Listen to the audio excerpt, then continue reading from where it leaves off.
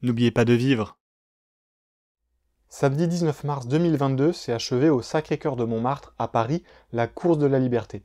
Je vous avais fait une petite vidéo pour vous inviter à venir accueillir Raphaël Yodra à son arrivée. Organisée par Michael Pessonneau, la course de la liberté est une course qu'a entrepris le double champion du monde de boxe thaïlandaise Raphaël Yodra. Il était parti de Lourdes le 19 février, un flambeau à la main, et a couru près de 900 km, 29 jours d'affilée, une trentaine de kilomètres par jour. J'avais dit 700 km dans ma précédente vidéo, mais en fait la réalité des routes amène plutôt à 900 km. Sa course avait initialement comme destination la cathédrale Notre-Dame de Paris, mais ce lieu lui ayant été refusé, Raphaël a rejoint la basilique du Sacré-Cœur à Montmartre.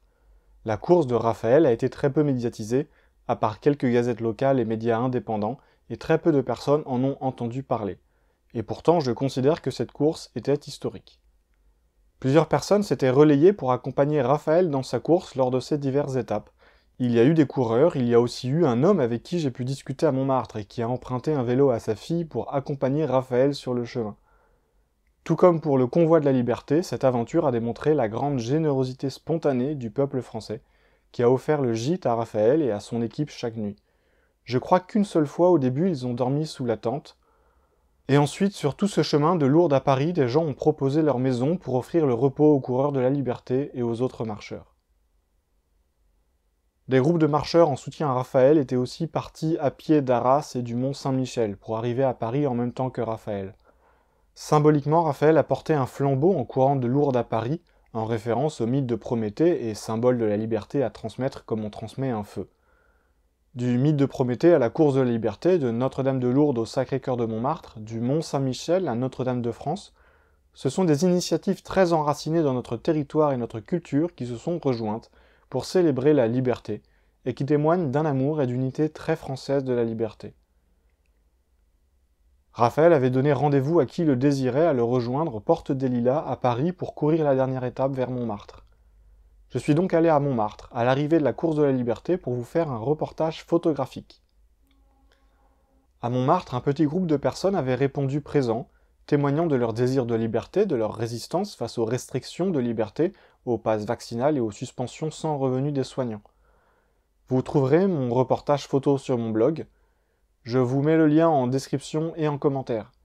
Ce format sur YouTube n'étant pas très adapté à un reportage photo, je vous invite à consulter mon blog pour tout ce que j'ai à vous raconter. Raphaël a prononcé un discours à son arrivée qui a été très peu relayé. Je vous le cite directement là maintenant parce que c'est important. Bonjour à tous. Je suis très touché de votre accueil, mais je tiens à dire qu'on n'est pas là pour célébrer une performance sportive qui n'en est pas une à mon sens, parce que les champions de marathon et d'ultra-trail font des performances bien plus impressionnantes que les miennes. On est là pour se dresser face au totalitarisme. Pour nos libertés. Donc le mythe de Prométhée, pour ceux qui le connaissent, Prométhée c'est le père de l'humanité, c'est son bienfaiteur. C'est lui qui apporte le logos aux hommes, ce qui le distingue des autres espèces, sa capacité de penser par lui-même. C'est également le symbole le plus fort de la révolte. Il se révolte face à la tyrannie, face au despotisme de Zeus. Il incarne la liberté de choix individuel. Donc ne vous laissez pas faire, ils n'ont pas le droit de vous mettre des muselières sur le visage, ils n'ont pas le droit de vous injecter, ils n'ont pas le droit de vous cloîtrer chez vous. Vous êtes libre, la planète est à vous, vous allez où vous voulez, quand vous voulez. Vous trouverez sur mon blog, avec le reportage photo, plus de discours qui ont été prononcés ce jour-là par diverses personnes, avec les retranscriptions.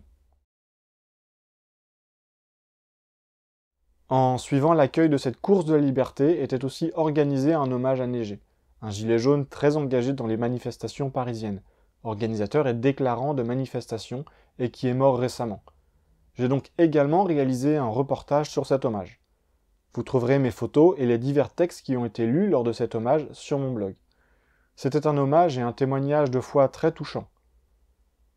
Que ce soit la course de la liberté qui a couru de Lourdes à Paris, un flambeau à la main, ou l'hommage à un gilet jaune qui a été fidèle à son combat jusqu'à la mort pendant tant d'années, il est difficile de ne pas y voir le témoignage de courage et le témoignage d'un certain espoir pour notre pays, notre dignité et nos libertés. Concernant les photos, elles sont distribuées sous licence permissive Creative Commons Attribution, qui permet le partage et la modification. N'hésitez donc pas à visiter mon blog pour retrouver mes 2 reportages, n'hésitez pas à vous abonner à ma chaîne YouTube et à ma page Facebook N'oubliez pas de vivre. Vous pouvez soutenir mon travail par des dons sur ma page Tipeee.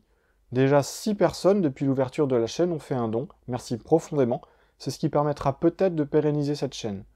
Comme on le voit avec la course de la liberté, certains sujets ne sont pas traités dans les médias traditionnels. Merci donc à ceux qui soutiennent des initiatives comme ma chaîne, vous rendez cela possible. Et n'oubliez pas de vivre.